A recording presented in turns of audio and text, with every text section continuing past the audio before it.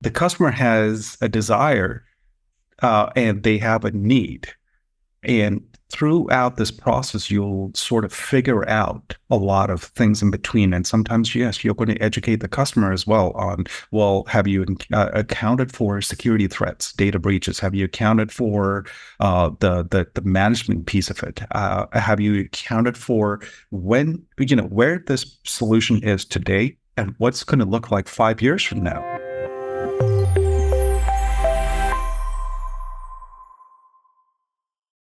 Welcome back to another installment of the Next Gen Case Study Series. In this episode today, we have Bipin Noble, who is the VP of Business Development at Tecore Networks, where he oversees customer partnerships and marketing efforts to enhance the sales initiatives. With a strong background in wireless network infrastructure, Bipin plays a crucial role in advancing Tecore's innovative solutions in 4G, LTE, and 5G technologies, which is why we're excited to have him on the show today. Bipin, welcome to the program. Thank you, Devin. Appreciate it. Yeah, so to start things off, I'd love to get a quick little background of who you are, where you came from, and how you ended up as the VP of Business Development at Tecore. Yeah, absolutely. So my telecom experience, it's spanned close to 20 years now. I started in telecom at Comtec, or Comtec Location Technologies, based in Annapolis, Maryland. I worked with all of the major tier one MNOs.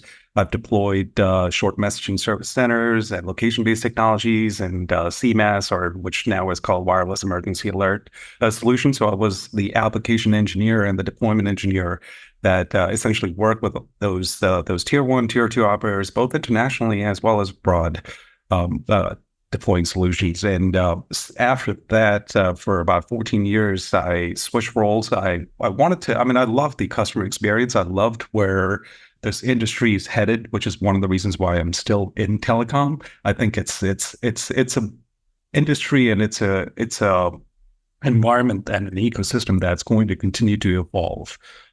Everyone knows that communication is key. How you communicate, the medium of communication primarily uses telecommunication infrastructure for the most part. It uses radio waves. Those are some of the basic inherent technology that has not changed as of today. It was invented decades ago, and to this day, we're still using radio waves to communicate. The spectrums might vary, and at the same time, the technology hasn't really changed as much. I know in terms of telecommunication, you hear 1G, 2G, 3G, 4G, 5G.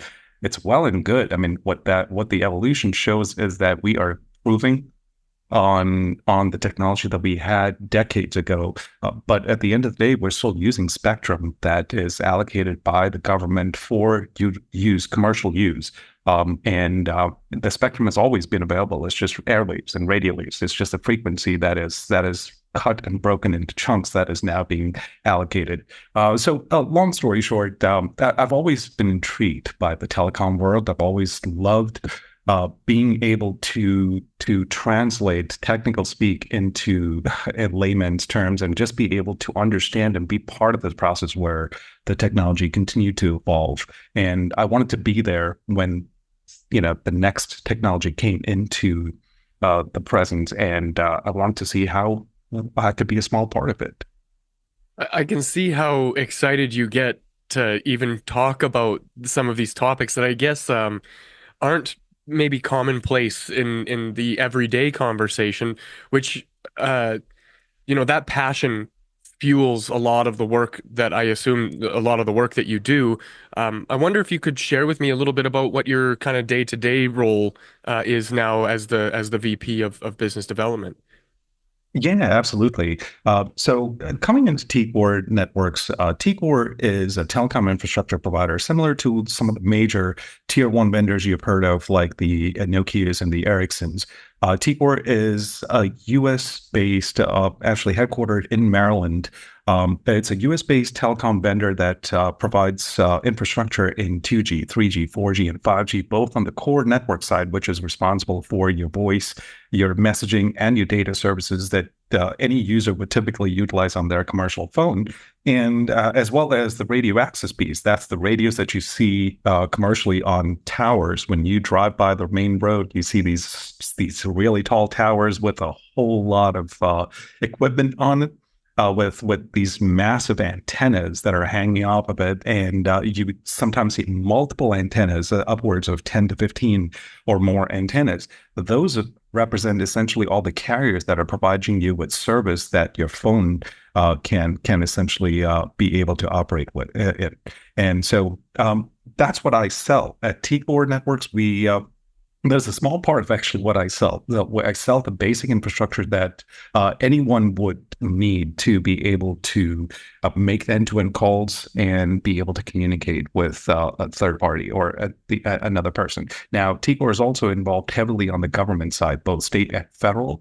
One of our key product lines that has gained a significant amount of traction recently has been the managed access solution. This is a solution that has been primarily utilized in correctional facilities. It is the ability to control the cellular coverage or the footprint, so to speak, in and around a building, and then be able to manage that. So if there are any unauthorized devices that are attempting to communicate, we have the ability to capture and control them and still allow authorized devices to communicate. So you can deploy those effectively in prisons, whether it's that prison is located in an urban location, like in the heart of downtown New York or Baltimore, or you could, if this is in rural South Carolina or Mississippi, for instance, we could deploy again a solution that fits that environment effectively.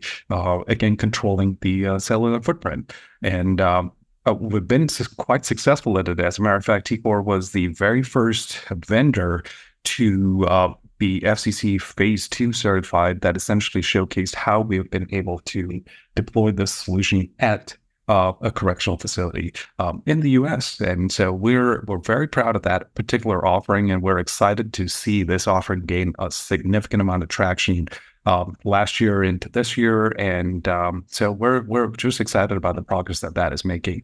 My day-to-day role outside of that is just catering to both domestic and international business. I also handle the government sector, and just being able to leverage the basic fundamental platform that we sell to essentially create multiple products and portfolios, like the core network that I spoke to earlier, the radio access network. We have radios that are FCC certified, that are 3GPP compliant. That essentially lays the foundation for a comprehensive network solution, be it a network in a box, as a complete network that you can transport as a tactical unit for DoD or even for commercial space if you're looking to extend and provide the last mile coverage for a carrier that simply does not want to run fiber to the edge.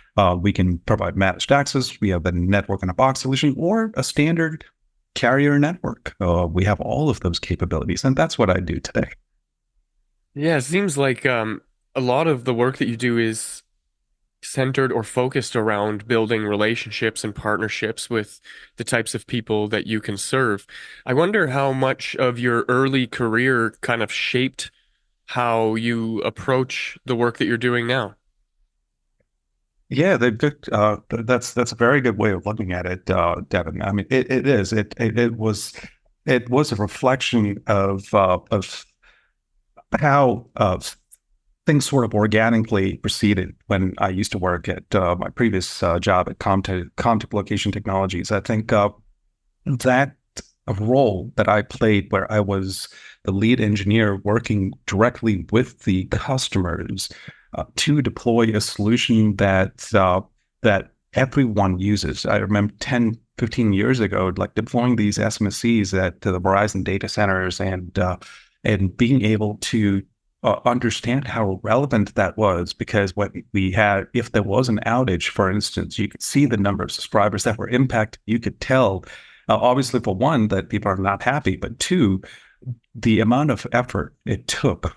Get all hands. I mean, it was without much effort. We had all hands on deck to make sure that, hey, this is a critical problem that needs to be addressed immediately, and be that lead at the forefront, being able to address the issue, and then being able to sort of what do you call it? Like decompress that into into the cause and effect and understand, okay, well, what could we do differently next time? What was cause and how do we do it better so that it does not mitigate as many customers?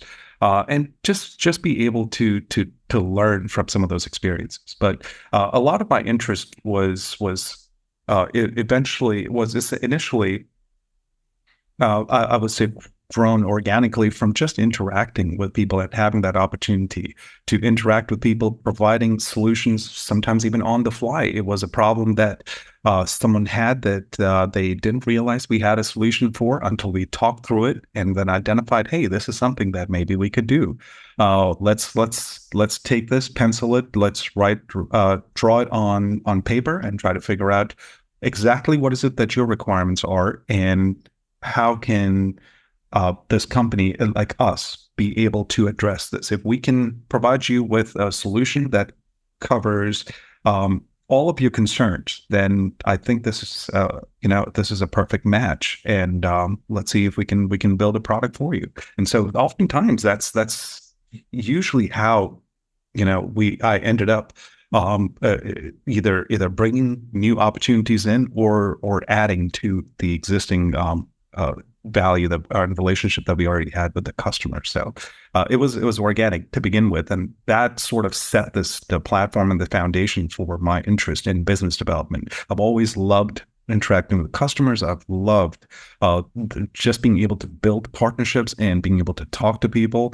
understand and stay in the technical realm so I could actually understand what people are talking about and how a technology could impact someone so much to the point that you can't today. You simply can't, for the most part, live without without the technology. I mean, almost everyone has cellular access. If not cellular, someone is offering you Wi-Fi. You might either be grabbing it off of your neighbor's network or somebody else. The government might have grants that are in place to provide free service. But at the end of the day, almost the entire world is networked. I remember 15 years ago, there were conversations about how do we get the entire world to essentially be part of one conglomerate society. Like how do we achieve that? Facebook at one point using TIP innovation or TIP, the TIP platform tried that. As at that time, maybe it was ambitious, but today I don't think it is. Almost every country is looking to not just adapt to later technologies; they're looking to connect um, whether it's intentional or not. That is eventually where we're headed. Is everybody's going to be connected? Even kids as young as 4 or 5 knows how to operate a phone, knows how to navigate through a tablet, and that's where we're headed. I think it's a good problem to embrace. At the same time, obviously, as a parent myself, I have to make sure that there are boundaries. But it is a good problem to have, and it's a beautiful fact that technology is evolving. It's a fast evolving landscape. There are challenges. There's obviously things to consider in terms of regulation and competition and network management and customer demands. But at the same time, and not to mention security threats. That is a huge, huge, huge problem. Just as much as quickly as technologies evolve, you would see a rapid increase in security threats. And so I think it goes hand in hand. That this is a quickly evolving ecosystem that I'm just thrilled to be a part of. I get a sense that beyond the technology and the cool applications and things that we can do with it, you really care about the experience that the people you serve have, and um, that's a unique thing to have in the market, considering all of the players that are in it and how seemingly monopolized it is, and for the general public to feel invisible in that, knowing that somebody like you, Bipin, is out here actually focused on creating customer experiences that are worth having.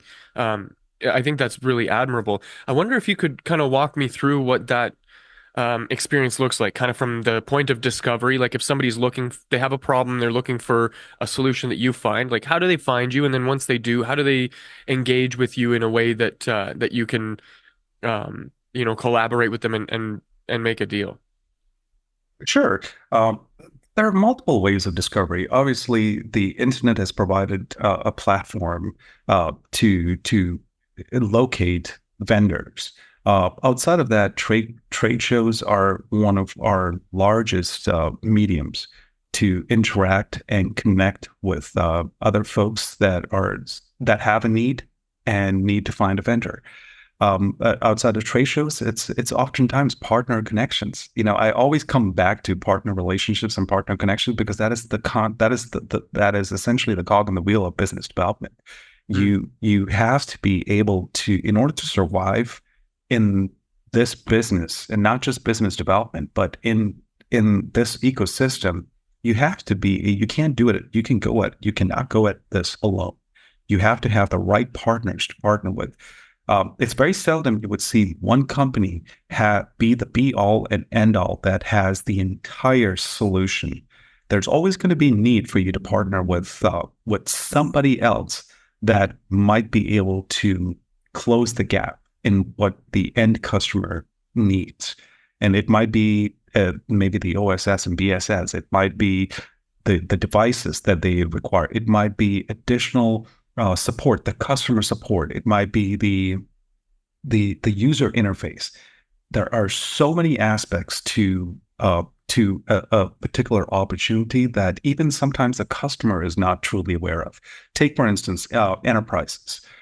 Enterprises like manufacturing, for instance, have a need to connect their devices. It could potentially be IoT type devices that they have to be able to manage and communicate, and they need a network. I would say about a year and a half ago, I attended this convention called 5G Enterprise Live in Atlanta, and it was a beautiful convention, though, that it just allowed me to interact with so many different. I guess, for lack of a better term, it's just the vendor ecosystem. Even though they were all interested in 5G, we were seeing folks from the manufacturing side as well as the infrastructure side. So the manufacturing, as in the enterprise side, that was looking for a telecom infrastructure provider. They did not care if it was 5G or if it was 4G or if it was 3G, because they didn't care about the type of technology that 3GPP standards are essentially based on, or these technologies are based on.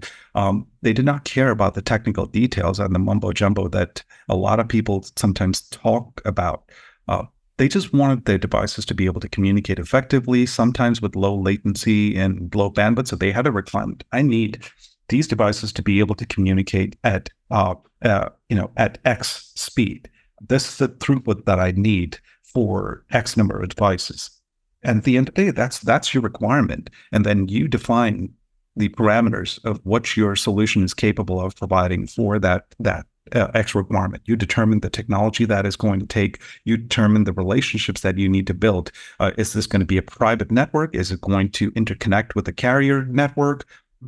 Do you need special permissions? Are you using unlicensed spectrum? Are you using licensed spectrum? And so there is a whole series of questions and answers that essentially frame the framework and model of what you're going to eventually propose to that customer. And at the end of the day, you two are going to meet somewhere in the middle and say, okay, well, this is the right solution for me. And sometimes the end user might not necessarily have the technical capability to interpret all of the technical details that you're providing him and be able to reflect that in a meaningful way. So you have to be able to provide a dashboard, for instance, some sort of user interface that the end client can be able to leverage and identify, okay, well, I see all these ones and zeros and these ticks and so on and so forth. How do I understand what those KPIs mean? Those are your key performance indicators that are actually telling you that your system is running, it's alive, it's operational. But to make sense out of those KPIs, you need something visible for the end client to also make, be able to understand. And so that's where, a lot of work comes in on the background. And then how do you do billing? At the end of the day, the vendor, if this is a SaaS model for a software as a service model, you have to be able to bill based on a certain criteria that you have redefined. And so the number of is it based on the data rate? Is the bit rate? Is it based on the number of devices that are connected to the network? So on and so forth. Is it just based on an OpEx that is on an OpEx model, or is it a perpetual license, and is it a CapEx model? So there's a lot of negotiations that go into it. But at the end of the day, it's less about the technology, more about the need. And if you can marry the need to the technology that best fits the need, that's a winning proposition. There's a lot of touch points inside of that process, and I love how intimate it is, the relationship that you create with the people that you're looking to serve, because at the end of the day, it's not just a one-off situation where you get a thing and you're done. This is a long-term, ongoing relationship. And I wonder what sorts of challenges come out of having to manage A, so many touch points, and B, so many people and conversations that are happening at the same time. There are significant challenges that you encounter because the old saying, like, you don't know what you don't know. Right. And oftentimes, even the customer doesn't quite know. The customer has a desire, and they have a need. And throughout this process, you'll sort of figure out a lot of things in between. And sometimes, yes, you're going to educate the customer as well on, well, have you accounted for security threats, data breaches? Have you accounted for the management piece of it? Have you accounted for where this solution is today and what's going to look like 5 years from now? Have you accounted for that growth? What about the operation cost that is going to cover that growth? And what else do you see in this picture that is going to allow this technology to evolve seamlessly without replacing the entire infrastructure? So, as a technology vendor, you got to, it's not just, hey, I just made the sale and it's a one and done deal. And I don't care at that point if this customer chooses to keep this hardware 5 years, or 3 years from now, or 4 years from now. I think it is important to make sure that you're invested in the customers just much as the customer's invested in you. And so part of it is building that relationship to help them see the future or predict the future. Just like in sales, we have a pipeline that we essentially manage, and we forecast. We understand what the pipeline looks like today. Where are the opportunities? What should we focus on? And any existing customers that we currently service, what does their product line look like, and their needs look like as well. Like we have to make sure that at the end of the day, as everyone is looking to stay in business, there has to be a path for evolution and the next steps for where this industry is headed. So any manufacturing industry, any enterprise that you look at, I'm sure none of them has a desire to fail. And so they have a need to grow. That means they have a need to evolve, which means they need the infrastructure to evolve. And that's usually the basis of the conversation. It's not oftentimes a one and done deal where, hey, this is your need right now. Here, take this 4G LTE network. We'll connect it to CBRS, SAS, and CBRS, and then the SAS. And here's our core network. And voila. That's it. It doesn't work that way because at the end of the day, you want to see that customer succeed, because hopefully they realize that you are a small part of it, or maybe a big part of it, and that they would want to move forward with you. So we come back to relationships there. That's it's cool to see how clear you guys are in how you manage those relationships and how you keep the communication open. And all of it is for the success of the people that you're serving, which is even more promising to know that um, a part of the work that you do is there's a vested interest in your success and their success as that partnership continues. I'm curious, you know, where does um where does technology, AI, automation, and all of that kind of fit into this? Because it seems to me like a lot of the work that you're doing is very manual, very human oriented, one-on-one, these, individual conversations. Is there room for, AI in the form of chatbots or, troubleshooting or customer service or call routing? Like, is that something, a technology that you guys are currently deploying? Is it something you're exploring, or is it something you're avoiding? No, absolutely. We're embracing it. I think it is here to stay. Mm, Why not use artificial intelligence to assist you? Those that choose not to use it essentially, just reminds me of those that prefer to light a lamp as opposed to use electricity. I mean, they have their own reasons, But if you are living in an urban environment and you choose not to have electricity, but yet you choose to just light up a lamp because you don't trust electricity, right. um, there is a huge disconnect. Um, for today, at the end of the day, people have a need, and there's a desire for people to get from point A to point B or have their X needs met. And why not use what's already there and what's developed to assist you in catering to those needs? And so, for instance, you mentioned like with the artificial intelligence, we can, at the very minimum, I see now even restaurants utilizing AI for scripted calls to be able to take that initial flood of calls coming in and then deciphering between what is a legitimate call and what is a spam call. We have the same problem, the same thing at work where I get inundated with calls. Oftentimes, 80%, believe it or not, of them are spam calls.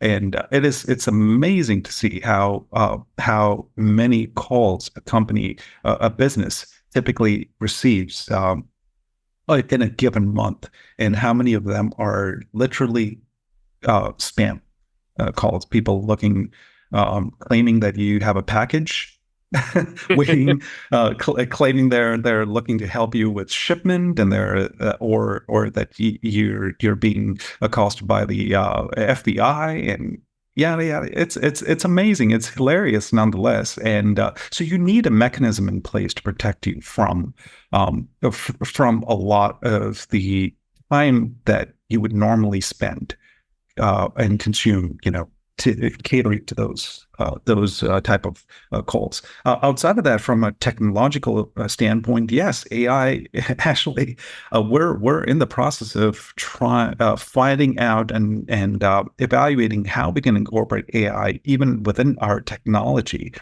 Everyone improves. How do you incorporate AI in location-based technology? And it's not far-fetched. You have the ability right now to be able to leverage AI in a significant amount of technology. Telecom is no different. You use AI in it being able to decipher between spam messages and real messages on your phones. You can use AI to be that initial person, so to speak, or the component that can address any requests coming in.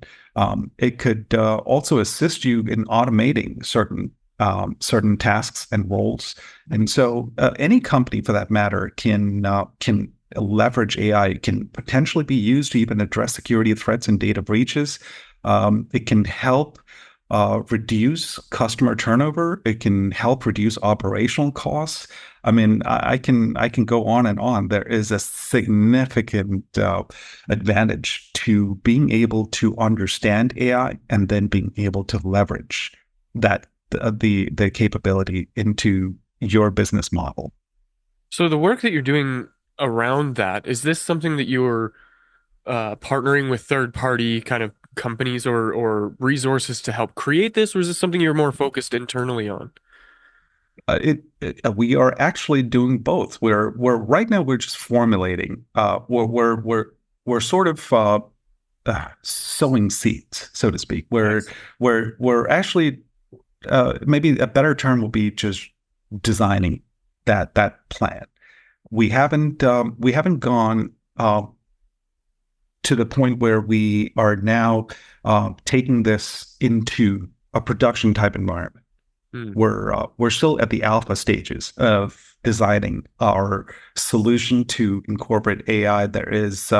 We have an idea in place. We have several ideas in place, and it's a matter of making sure that it makes commercial sense, it makes business sense, and first and foremost, it does not impact our customers negatively, and second, it benefits us as a company. And third, this is something that can evolve as the industry evolves. Well, Bipin, you've been very generous with your time and your wisdom. I've personally learned a lot.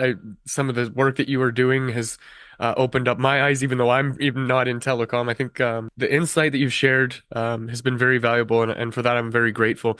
To kind of close things up here, I wonder if you could share with us maybe a piece of advice that you could offer to somebody who's in a similar role, who's facing similar challenges, exploring some of these technologies. What would you tell somebody like that?